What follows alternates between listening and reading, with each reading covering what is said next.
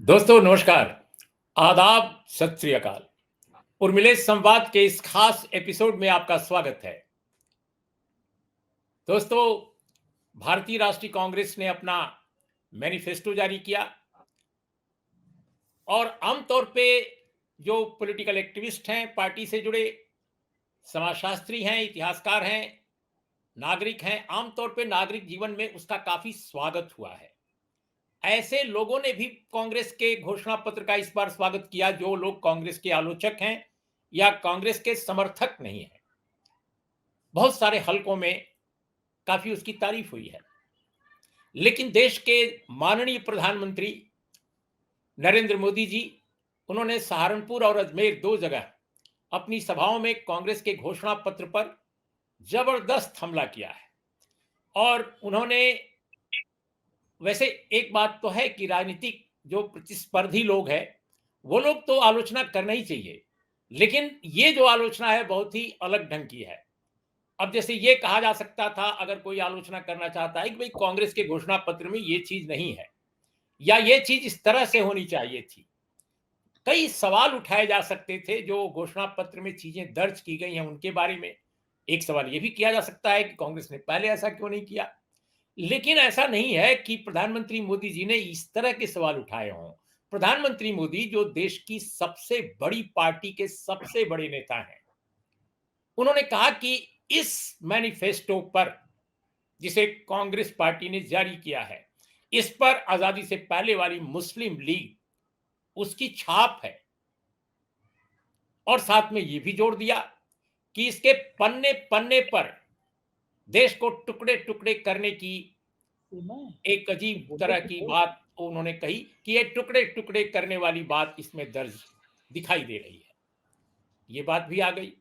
तो दो बातें यह है, इन्हीं दो बातों पर हम आज चर्चा करेंगे।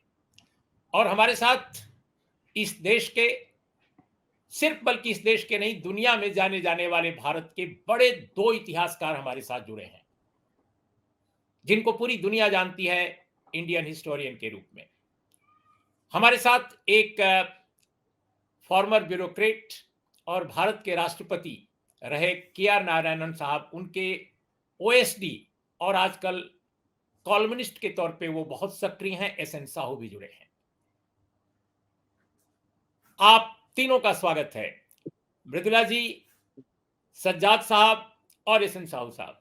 आप ये दोनों लोग, सज्जाद साहब अलीगढ़ मुस्लिम यूनिवर्सिटी में हैं, ये किसी परिचय के मोहताज नहीं है। मृदुला जी को तो आप सब जानते ही हैं वर्षों बरस से, तो हमें बताना क्या है। तो दोस्तों, एस.एन. साहू हमसे जल्दी ही जुड़ेंगे। हम सबसे पहली शुरुआत मृदुला जी से करना चाहते हैं। मृदुला जी, हम लोग तो पत्रकार हैं, नागरिक हैं आम, लेकिन आप तो इतिहासकार हैं। हम आपसे जानना चाहते हैं कि ये कांग्रेस पार्टी का जो मैनिफेस्टो है, 45 पेज कुल मिलाकर है, तस्वीरों को अगर छोड़ दिया जाए तो, इसको बारीकी से हमने भी पढ़ा, थोड़ी बहुत जो भी हमारी समझदारी है, हम तो हिस्टोरियन है नहीं, इतिहास में रुचि थोड़ी जरूर है।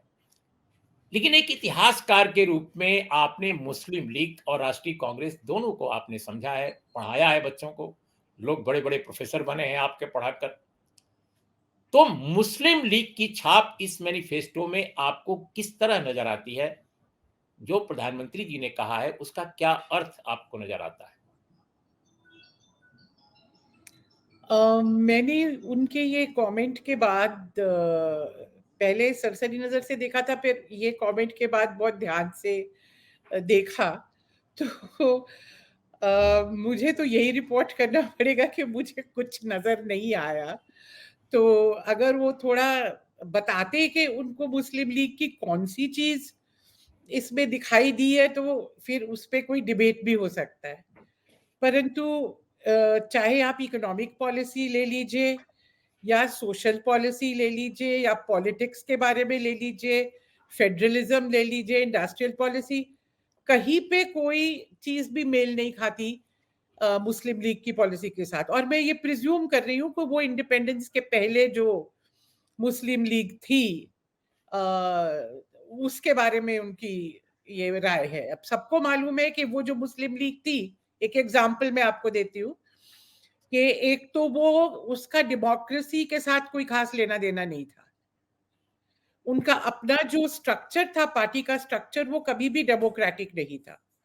जैसे कांग्रेस में शुरू से और खासकर 1920 के बाद जब गांधी जी ने उसका नया संविधान बनाया, तो हर साल उसमें, जबकि कोई वॉर टाइम नहीं हो या कोई और ऐसे का क्राइसिस नहीं हो, तो इलेक्शन होते थे। विलेज लेवल से इलेक्शन होते थे, तालुका लेवल पे होते थे, फिर शहर के लेवल पे, डिस्ट्रिक्ट के लेवल पे, फिर राज्य के लेवल पे, और फिर ऑल इंडिया कांग्रेस कमेटी बनती थी, जो कि एक तरह से पार्लियामेंट का सब्स्टिट्यूट थी। और फिर उसमें से वर्किंग कमेटी बनती थी, जो एक कैबिनेट का सब्स्टिट्यूट थी। तो कांग्रेस ने डेमोक्रेटिक प्रिंसिपल जो है शुरू से ही सिर्फ थियोरी में अडॉप्ट नहीं किया कि हम जब पावर में आएंगे तो हम एक प्रजातंत्र हिंदुस्तान में स्थापित करेंगे। उन्होंने अपने वर्किंग में भी डेमोक्रेटिक प्रिंसिपल को अडॉप्ट करके हिंदुस्तान की जनता के सामने एक उदाहरण रखा कि डेमोक्रेसी एक्चुअली क्या होती है। तो लोगों को समझ आने लगा कि ये पूरा जो नई चीज है ये क्या है। तो ये मुस्लिम लीग के इसमें तो कभी थी ही नहीं ये बात। जिन्ना वाज ऑल इन ऑल, जो वो डिसाइड करते थे वो हो जाता था। तो एक वो तो पार्टी भी अलग टाइप की पार्टी थी, अब ज्यादा डिटेल में जाने की जरूरत नहीं है। पर एक चीज और एग्जांपल दे दूंगी कि मुस्लिम लीग का जो था, उनका कंप्लीटली जो उनका जो सोशल और इकोनॉमिक उनकी फिलॉसफी थी, उसमें कहीं भी लैंड रिफॉर्म की जगह नहीं थी।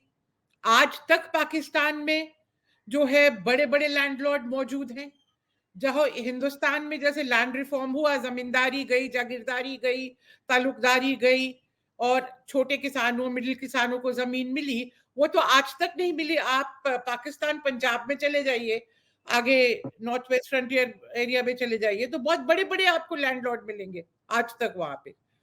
तो दो ही उदाहरण मैं दे रही हूँ। और फिर सेकुलरिज्म का जहां तक सवाल है, तो मुस्लिम लीग तो सेकुलरिज्म में कभी विश्वास नहीं करती थी, और कांग्रेस के इस मैनिफेस्टो में भी बहुत क्लियरली माइनॉरिटी राइट्स, सेकुलरिज्म, ये सारी चीजें जो है क्लियरली लिखी हुई हैं। तो मैं तो कुछ आपको पॉजिटिव नहीं बता पा रही हूँ कि मुझे क्या मिला ढूंढने के बाद। प्रधानमंत्री जी ने एक बात और कही है कि जो कांग्रेस फ्रीडम स्ट्रगल की थी, जो कांग्रेस फ्रीडम स्ट्रगल की थी यानी के दौरान थी, वो दशकों पहले मर चुकी है, ऐसा देश एक स्वर में कह रहा है। मैं उनके भाषण को हूबहू पेश कर रहा हूं कि आज देश जो है, हमारा देश एक स्वर में कह रहा है कि जो कांग्रेस फ्रीडम स्ट्रगल की थी वो दशकों पहले मर चुकी है। और फिर उन्होंने अयोध्या में लोकार्पण जो मंदिर का हुआ, उससे दूर रहने की कांग्रेस पार्टी की जो नीति थी या जो फैसला था, उसकी उन्होंने आलोचना की है।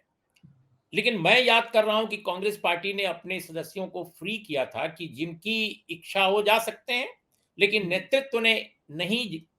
नेतृत्व ने सामूहिक तौर पर नहीं जाने का फैसला किया, क्योंकि उनका डिक्लेयर एक एक फैसला था कि ये एक राजनीतिक काम हो रहा है वहां, वो कोई धार्मिक अनुष्ठान नहीं है कि हम जाएं। अगर कोई धार्मिक महात्मा लोग बुलाते या वो बुलाते तो बात समझ में आती, बट ये एक पॉलिटिकल कार्रवाई है, तो उसमें उन्होंने अपने को परहेज किया।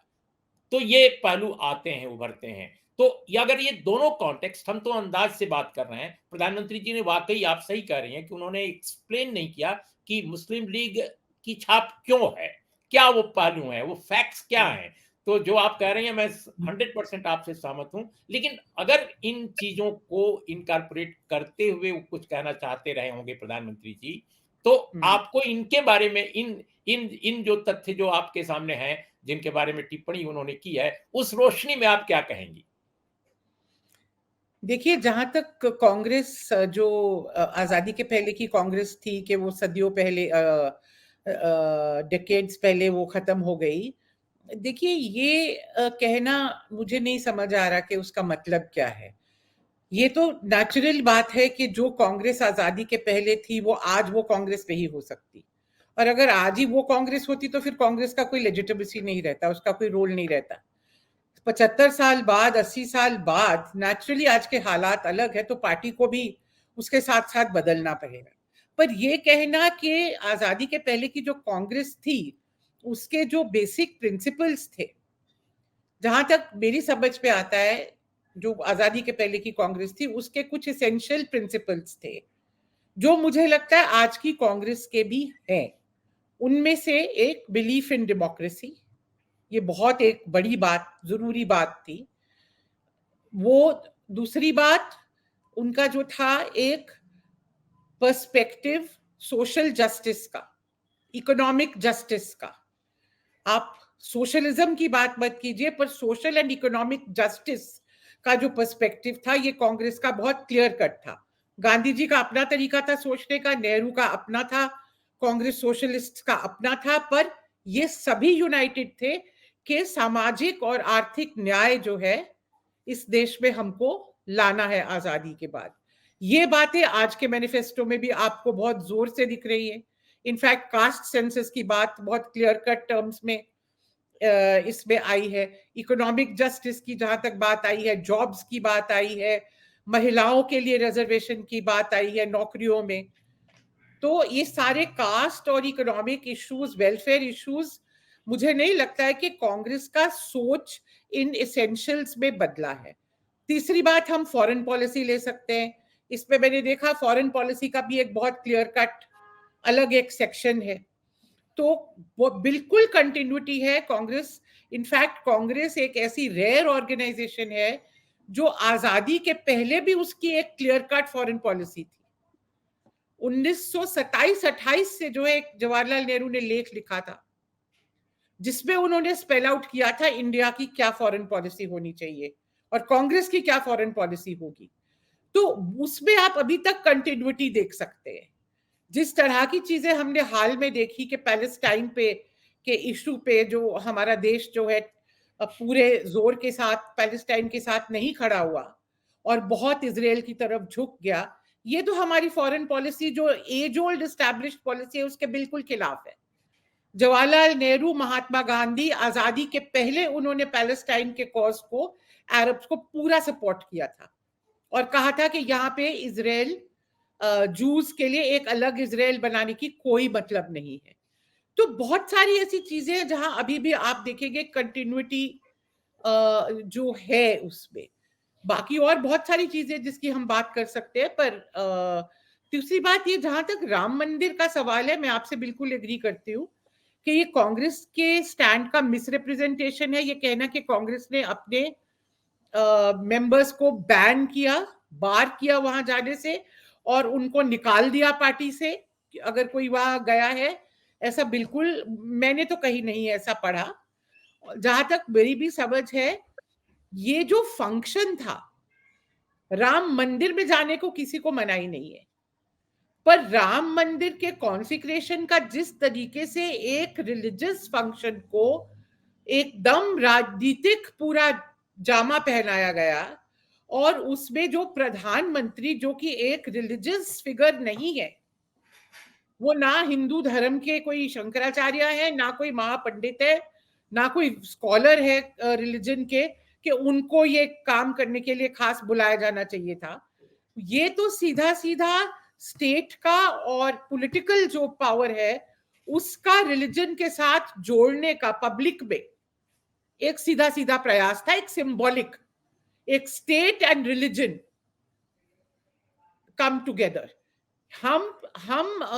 हमारे यहाँ कोई चर्च ऑफ इंग्लैंड नहीं है जो कि क्राउन और चर्च के अंदर जो एक वो उनके जो कॉन्स्टिट्यूशन में है कि वो रिप्रेजेंट करता है, एक स्टेट रिलीजन है एक तरीके से, उसका प्रैक्टिस में नहीं है पर सिंबॉलिकली। तो ये मुझे लगता है कि कांग्रेस की पॉलिसी बिल्कुल ठीक थी कि उस फंक्शन में हिस्सा लेना गलत होगा, उसके अलावा किसी को कोई मनाही नहीं है राम मंदिर जाने की। मैं भी जा सकती हूँ, आप भी जा सकते हैं, जिसकी भी श्रद्धा हो, जिसको भी दिल करे, अच्छा आर्किटेक्चर शायद है देखने के लिए, तो बड़े आराम से जा सकते हैं। तो ये बिल्कुल, ये मिसरिप्रेजेंटेशन का जो है ना, ये मुस्लिम लीग वाली बात, फिर कहना कि उसके हर एक पेज में भारत को, हिंदुस्तान को तोड़ने की मंशा दिखाई देती है। कहा कैसे तोड़ने की मंशा दिखाई देती है? फेडरलिज्म पे एम्फसाइज करना या माइनॉरिटीज को राइट्स को प्रोटेक्ट करना, माइनॉरिटीज को ये एश्योरेंस देना कि आपके जो right to food, right to dress, personal laws, ये सारी चीजें जो है प्रोटेक्टेड है। कुछ बदलाव लाना चाहिए जहां जरूरी है, पर आपकी कंसेंट के साथ लाया जाएगा। ये सब चीजें डिवाइड करने वाली चीजें नहीं है, ये लोगों को जोड़ने वाली चीजें हैं। जी तो मुझे सजाद साहब, जी ठीक सॉरी, दिखाई दिया।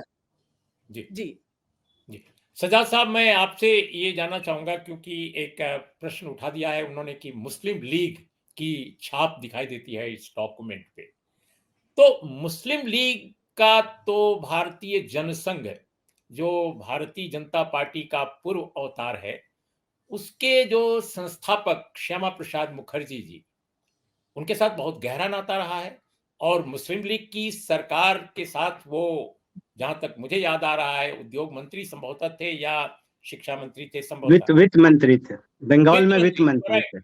जी हाँ सॉरी, आप वित्त मंत्री थे। और ये दौर है 41 से 43 का, 1941 से 1943 का। जी हाँ, और यही नहीं बल्कि जब वो राष्ट्रीय अध्यक्ष थे अखिल भारतीय हिंदू महासभा के, तो वो तो थे ही, लेकिन सिंध में और नॉर्थ वेस्ट जो फ्रंटियर में जी जी हाँ, वहां भी सरकार में हिंदू महासभा मौजूद थी। जी तो जी ये अतीत की ये परछाइयां जो इतिहास की हैं, उससे बिल्कुल जैसे लगता है कि प्रधानमंत्री जी उसको उसको मद्देनजर नहीं रख रहे हैं और अपने इतिहास को नजरअंदाज कर रहे हैं, और वो Hindu I mean Muslim league की छाया देख रहे हैं इस मैनिफेस्टो पर। तो ये इस कंट्रास्ट को कैसे आप देखते हैं इतिहासकार के रूप में? देखिए, जैसा कि अभी प्रोफेसर मृदुला मैम ने अभी बताया, हम लोगों को काफी मेहनत करनी पड़ रही है ये ढूंढने में कि आखिर प्रधानमंत्री जी को इसमें मुस्लिम लीग से समानता मिल कैसे गई। तो उनके बयान के बाद बहुत गहराई से छानबीन शुरू करनी पड़ी हम लोगों को आज सुबह से, कि भाई ढूंढे कहाँ मिला।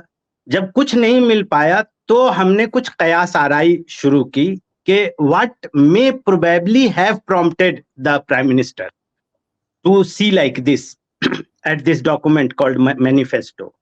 तो उसमें हम बहुत मेहनत करके और अपनी क्रिएटिव इमेजिनेशन लगाने की कोशिश कर रहे हैं कि आखिर प्रधानमंत्री जी को कैसे ये जिसको कहते हैं उर्दू में वही आना, कि इनको वही कहाँ से आ गई कि भाई इसमें मुस्लिम लीग से समानता है। तो बहुत कोशिश करके मैं एक तुकबंदी कर रहा हूं, जो अंदाजे पे बता रहा हूं कि एक जो बहुत ये ब्रेव एंड बोल्ड, बीच में आकर ये ब्रेव एंड बोल्ड डॉक्यूमेंट है कांग्रेस का। और मुझे जहां तक लगता है कि शायद इससे पहले का मैनिफेस्टो इतना ब्रेव, इतना बोल्ड, इतना कैटेगोरिकल नहीं रहा होगा।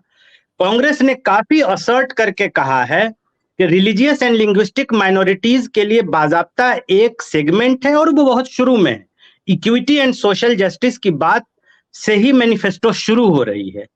तो इस चीज ने उनको डराया होगा, जबकि देशवासियों को ये जानना चाहिए कि लिंग्विस्टिक रीऑर्गेनाइजेशन जो है, प्रोविंशियल कांग्रेस कमेटी को लिंग्विस्टिक रीऑर्गेनाइजेशन के लिए तैयार कर लिया गया था।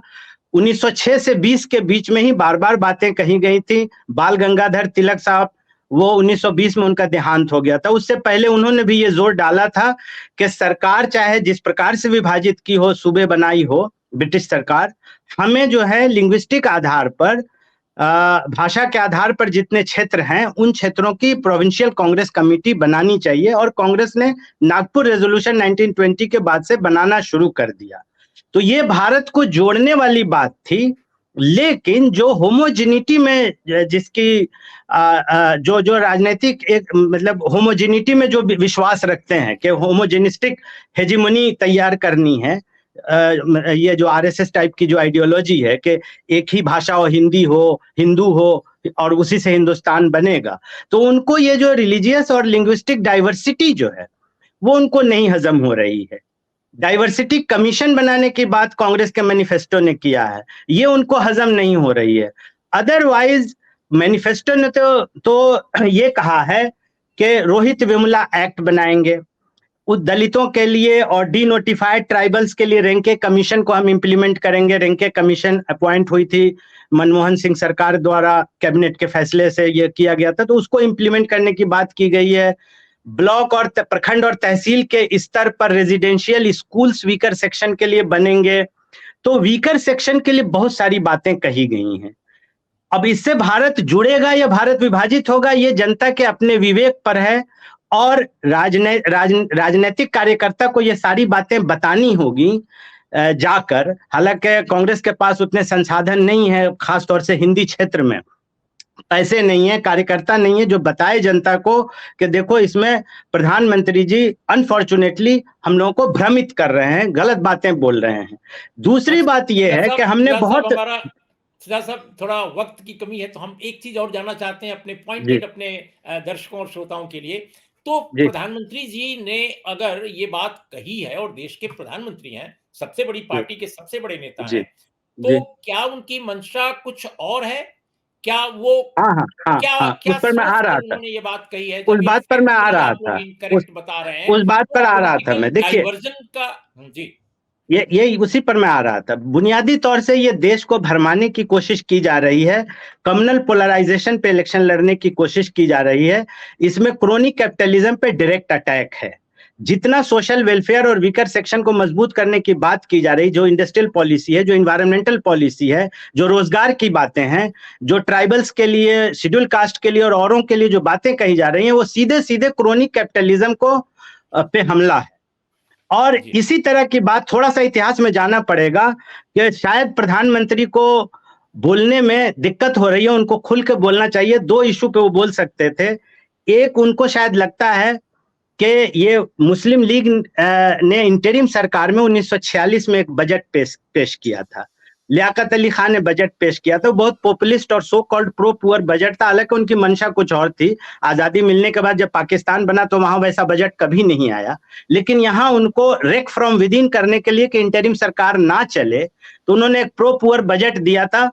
उस पर काफी हंगामा हुआ था। तो प्रधानमंत्री जी को खुल के कहना चाहिए था कि भाई ये जो है कांग्रेस जो है वो लियाकत अली खान जैसा बजट पेश कर रहे हैं, तो बात तब इनकी बात, तब ये फंसते। ये कहना शायद वही चाह रहे हैं लेकिन ये खुल के कह नहीं रहे, तब ये फंसते। क्योंकि उस बजट के फौरन बाद नेहरू ने federation of chambers, Indian chambers of commerce and industry को एड्रेस करते हुए उस बजट के इन पक्षों को पर वो खास तौर से उन्होंने बोला था उसके खिलाफ बजट के। और उस बजट में भी इंडस्ट्रियलिस्ट बहुत परेशान हुए थे कि हमें परेशानी होगी।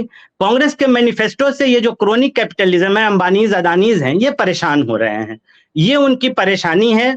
ये बात प्रधानमंत्री जी को खुल के बोलनी चाहिए कि हम उनके साथ हैं और वो उनके विरुद्ध हैं, यानी कांग्रेस जो है वो इनके विरुद्ध है, और इसलिए ये भारत तोड़ने की बात कांग्रेस कर रहा है, ये अंबानी अदानी को तोड़ने की बात कर रहा है कांग्रेस। उनको खुल के ये कहना चाहिए प्रधानमंत्री जी को। अच्छा, प्रधानमंत्री जी तो बहुत कैरिज्मा वाले आदमी हैं, तो उनकी तो बात लोग मान लेंगे, उनको खुल के कॉन्फिडेंस से कहना चाहिए था, तो वो नहीं कह पा रहे हैं। हाँ, प्रधानमंत्री जी की हम एक मदद करना चाह रहे हैं, आधा मिनट लूंगा। प्रधानमंत्री जी की एक मदद हम करना चाह रहे हैं कि उनको अगर कांग्रेस के में इस मैनिफेस्टो में मुस्लिम लीगियत दिखाई दे रही है, तो वो इस बात पे प्रहार करना चाहिए था कांग्रेस के मैनिफेस्टो पर कि इन्होंने कहा है कि हम रिलीजियस माइनॉरिटीज के पर्सनल लॉ में इंटरफेयर नहीं करेंगे। कांग्रेस को यह समझना चाहिए कि ये पर्सनल लॉ को के साथ, मुस्लिम पर्सनल लॉ के साथ 1986 में जो किया, उसके कारण हिंदुत्व का रिसर्जेंस हुआ, उसी से बीजेपी इतनी बढ़ी है आगे। तो अगर उनको प्रधानमंत्री जी के सलाहकार को बताना चाहिए था कि देखिए ये जो है पर्सनल लॉ में रिफॉर्म नहीं कर रहे हैं, प्रधानमंत्री जी खुल के आए। वो पर्सनल लॉ में रिफॉर्म करने की बात बहुत चीखते रहते हैं। इंस्टेंट ट्रिपल डिवोर्स में मेंटेनेंस देने के बजाय वो क्रिमिनलाइज कर दिए, औरतों को मेंटेनेंस नहीं दे रहे हैं। तो वो खुल के कहें, उनकी हम इतनी ही मदद कर सकते हैं कि वो पर्सनल लॉ पे अटैक करें कांग्रेस पे। लेकिन मैं भी आपकी तरह कांग्रेस की कई नीतियों की आलोचना मैं अतीत में कर चुका हूं और अभी भी करता हूं। मैं किसी भी पार्टी का आंख मूंद कर समर्थन नहीं करता और न किसी जर्नलिस्ट को करना चाहिए। लेकिन मैं आपको बताऊं कि जिस इशू को आप उठा रहे हैं उसके बारे में मैनिफेस्टो में सावधानी भी बरती है कांग्रेस पार्टी ने, और उसने कहा है कि हम रिफॉर्म्स पर्सनल लॉज में इंकरेज करेंगे, लेकिन हम इसको करने के लिए लोगों से बातचीत का उनकी हिस्सेदारी को सुनिश्चित करना चाहेंगे ताकि वो हिस्सेदार बन सकें और तब हम रिफॉर्म्स को आगे बढ़ाएंगे। तो कुल मिलाकर कॉन्फिडेंस बिल्डिंग की बात है और लोगों को जागरूक करने की बात है कि ये जरूरी जो रिफॉर्म है वो आप लोगों की सहमति और आप लोगों के साथ विचार विमर्श के बाद हो। ये रिफॉर्म्स को निगेट नहीं किया है कांग्रेस ने, जहां तक मैं समझ पाता हूं। बहरहाल साहू साहब, मैं आपसे ये समझना चाहूंगा कि एक लेखक के तौर पे, एक कॉलमनिस्ट के तौर पे आप इस कंट्रोवर्सी को किस प्रकार देख रहे हैं? आपने दो विख्यात इतिहासकारों की टिप्पणी सुनी, आप कैसे देखते हैं? Thank you Urmilesh ji for giving me this opportunity. मुझे ये मौका दिया आपने, आपका उर्मिलेश संवाद में पार्टिसिपेट करने के लिए। एक बहुत महत्वपूर्ण मुद्दे पे ऊपर आप डिस्कस करें, कांग्रेस मैनिफेस्टो और प्रधानमंत्री का मंतव्य आया है। एक्चुअली मुझे समझ में नहीं आ रहा है कि प्रधानमंत्री इसे क्यों बोला कि मुस्लिम लीग जो आज़ादी से पहले था उनका सोच कांग्रेस का मैनिफेस्टो में आया है, क्योंकि मैनिफेस्टो जो 45 पेज या 48 पेज में कहाँ भी तो कोई ऐसे कुछ तथ्य नहीं है जिसके ऊपर प्रधानमंत्री ने ऐसे एक बयान दिया है। जो भी है, उन्होंने जो कहा कि मुस्लिम लीग का एक प्रभाव है ये मैनिफेस्टो में। श्यामा प्रसाद मुखर्जी जो कि बीजेपी का आइडियोलॉग है, जो जनसंघ का स्थापन किए थे और उनको माना बीजेपी वालों ने मानते हैं उनका गुरु, तो उन्होंने तो फिर मुस्लिम लीग के साथ हाथ मिला के सरकार बनाए थे बंगाल में। और तो अगर आप इतिहास देखेंगे तो मुस्लिम लीग के साथ बीजेपी का फाउंडर, जो जनसंघ का फाउंडर, उनका तो संपर्क था। और एक दूसरा बात है कि अगर आप संविधान सभा का डिबेट देखेंगे, 17 दिसंबर 1946 जब संविधान सभा में ऑब्जेक्टिव्स रिजोल्यूशन के ऊपर डिस्कशन हो रहा था, जो प्राइम मिनिस्टर नेहरू ने 13 दिसंबर 1946 में उन्होंने जो मूव किया था, श्यामा प्रसाद मुखर्जी ने बोला था कि संविधान जो बनाने के लिए हम जा रहे हैं वहाँ सबके लिए, सारे जाति, सारे धर्म, इंक्लूडिंग माइनॉरिटीज़, उनके लिए समान अधिकार हम दिए हैं। और उन्होंने बोला था कि ये जो मुगल्स थे वो ग्रेट थे, महान थे। अभी मुगल्स को तो इतिहास के पन्ने से हटा रहा है ये सरकार। और इसके अलावा भी बी शिवाराव की किताब में framing of the Indian constitution, वहाँ श्यामा प्रसाद मुखर्जी का एक बयान उन्होंने कोट किया है। उन्होंने बोला था कि इलेक्शन कमीशन जो है, इलेक्शन कमीशन में माइनॉरिटीज़ का रिप्रेजेंटेशन होना चाहिए। तो ये जो प्रधानमंत्री ने बोला है, ये पूरा श्यामा प्रसाद मुखर्जी का जो सोच है, जो चिंता है, उनका जो दृष्टिकोण है, पूरा खिलाफ जा रहा है। तो मुझे लग रहा है कि बहुत सारे कारण की बेसिस पे वो कांग्रेस का मैनिफेस्टो को क्रिटिसाइज किया जा सकता है, लेकिन मुस्लिम लीग का जो उन्होंने जो कारण दिया वो तो मुझे तो लगता है कि एक absurd स्टैंड प्राइम मिनिस्टर ने लिया है। Let me just tell you in one sentence in English. You know, I tell you the stand of the Prime Minister on Congress manifesto on the ground that it has the imprint of the Muslim League is absolutely absurd. Because Shyama Prasad Mukherjee, जो founder of Jansangh थे and which actually is the ideologue of BJP, he has appreciated the Muslims, the Mughal rulers. He joined hands with Muslim League to form government in Bengal of that time. And therefore, I don't understand why Muslim imprint was found in the Congress manifesto. I think it's a highly motivated statement primarily to divert attention of the people. जी मृदुला जी, बिल्कुल कार्यक्रम के आखिर में मैं आपसे ये समझना चाहूंगा कि आखिर ये जो अटैक हुआ है मैनिफेस्टो पर, ये केवल प्रधानमंत्री जी की अपनी निजी राय तो है नहीं, ये तो पार्टी की राय है। और प्रधानमंत्री जब कभी बोलते हैं तो हम सब जानते हैं एक जर्नलिस्ट होने के नाते कि ड्राफ्ट जो किया जाता है, किन लाइंस पर प्राइम मिनिस्टर को बोलना है चुनाव सभा में, या जो विदेश से आने वाले लोग होते हैं उनके बीच, या किसी भी फंक्शन में प्रधानमंत्री की जो स्पीच होती है वो बकायदे डिफाइंड होती है, बहुत पॉइंटेड होती है, और स्पीच राइटर होते हैं और तरह तरह के मुद्दे तलाश करके उनके सामने रखे होते हैं। तो इतना सोच समझकर जब उन्होंने बोला है, तो आखिर आपके हिसाब से क्या मंशा लगती है जब तथ्यतः बातें फिट नहीं बैठ रही हैं, वो सामने नहीं आ पा रहे हैं सारे वो तथ्य, तो आखिर मंशा क्या आपको लगती है इस पूरे मैनिफेस्टो पर इस तरह अटैक करने का, खासकर जबकि सोशल जस्टिस पर कांग्रेस ने पहली बार इतना ध्यान दिया है, तो वजह क्या आपको लग रही है ऐसे में?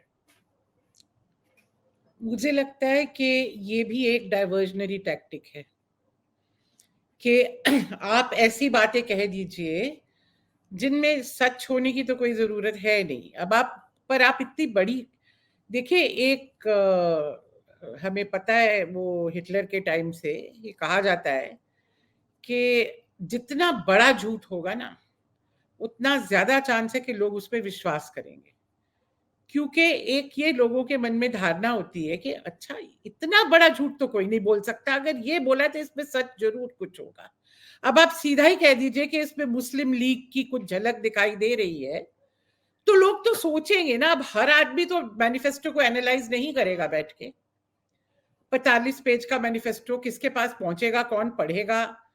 पर एक बात दिमाग में लोगों के आ जाएगी कि क्या बात है कि प्रधानमंत्री ने ये क्यों कहा कि मुस्लिम लीग की सोच है इसमें, और वो उनका जो पुराना मुद्दा है अपीजमेंट वाला, माइनॉरिटी अपीजमेंट, ये सारे जो चीजें हैं ना, उसमें जाके कहीं उस डॉकेट में जाके वो फिट कर जाती हैं ये बातें। ये सारी मुझे लगता है कि जैसे कोडेड, देखिए ये कोडेड लैंग्वेज है। जब आप मुस्लिम लीग का नाम ही ले लेते हैं तो ये पोलराइजेशन वाली बात है। और फिर आप अगर कहते हैं कि हिंदुस्तान को तोड़ने की बात है, तो आप याद करिए जेएनयू के बारे में क्या कहा गया था कि टुकड़े टुकड़े भारत तेरे गैंग। टुकड़े टुकड़े होंगे। हाँ, टुकड़े टुकड़े गैंग। ये जो चीज है ना, ये मुझे लगता है ये सब कोडेड लैंग्वेज है कि ये कांग्रेस का मैनिफेस्टो हर पेज पे जो है भारत को तोड़ने की बात है। अब बताइए तो सही, एक एग्जाम्पल तो दीजिए। क्या एक election, one nation one election को अपोज करना तोड़ने की बात है? इसका मतलब अब शुरू से लेके अब तक जितने सरकारें आई हैं वो भारत को तोड़ना ही चाहती थी। आप ही के पास सारी वो मतलब भारत को जोड़ने की जो है एक वो आपको नुस्खा मिला हुआ है। और यही वाली बात के तोड़ने वाली जो बात है, और ये दो चीजें मुझे लगता है मेन कोडेड लैंग्वेज में है उनके। एक मुस्लिम लीग का वर्ड ले आना, और जैसे वो थे ना कि कपड़े से समझ जाते हैं, पहचान जाते हैं। क्या था वो, शमशान घाट के लिए तो पैसे नहीं है और वो बनी जा रही है वहां पे, जी जी, कब्रिस्तान बनने जा रहे हैं। कब्रिस्तान, कब्रिस्तान हाँ, जी। ये कोडेड चीजें हैं, इस पे कोई ज्यादा एक्सप्लेन नहीं करना पड़ता, आपको फैक्ट्स नहीं देने पड़ते कि हाँ बताओ कितने गांव में कब्रिस्तान बने और शमशान घाट नहीं बनी है, बताओ तो सही, कौन डेटा मांगने जा रहा है? तो लोग ये मुझे तो यही लगता है कि ये भी एक डाइवर्जनरी टैक्टिक है, क्योंकि पिछले कुछ दिनों से इसमें तो कोई डाउट नहीं है कि सरकार हिल गई है। जी। केजरीवाल का जो अरेस्ट हुआ एक टिपिंग पॉइंट मुझे लगता हुआ, इसलिए नहीं कि वो केजरीवाल का अरेस्ट था, पर लोगों को लगा कि अब ज्यादती हो रही। जी।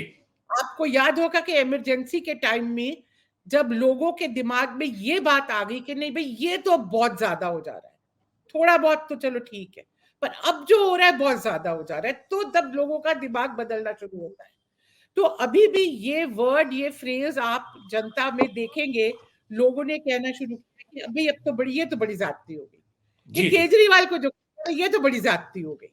तो ये जो मूड बदलने वाली बात है ना, तो मुझे लगता है कि यहाँ पे एक इस वक्त एक एफर्ट है इसको किसी तरह डाइवर्ट करने का। और फिर आपने खुद ही कहा कि मैनिफेस्टो असल में बहुत अच्छा मैनिफेस्टो है, इसलिए नहीं कि वो कांग्रेस का है, बड़ा इलैबोरेट, टू द पॉइंट है, कॉम्प्रिहेंसिव है, और हर सेक्शन के लिए उस पे क्लियर कट दिया हुआ है, एक फजी टाइप का नहीं है।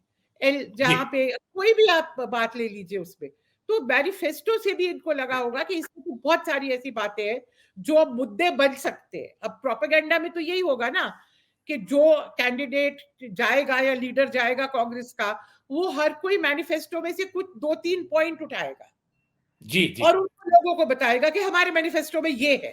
तो आप राइट पहले से ही एक प्रेजुडिस कर दीजिए जी जी कि थैंक यू ये मैनिफेस्टो। जी बहुत बहुत धन्यवाद मृदुला जी, सज्जाद साहब, साहू साहब। दोस्तों, आपने दो बड़े इतिहासकारों की टिप्पणी सुनी, उनका विश्लेषण सुना, आपने एक कॉलमनिस्ट की बात सुनी। अब आप तय कीजिए कि सच क्या है, जो कहा गया है और जो सुना गया है। तथ्यों की रोशनी में, विचारों की रोशनी में कितना कहाँ सच है और सच कहाँ नहीं है। तो नमस्कार, आदाब, सत श्री अकाल।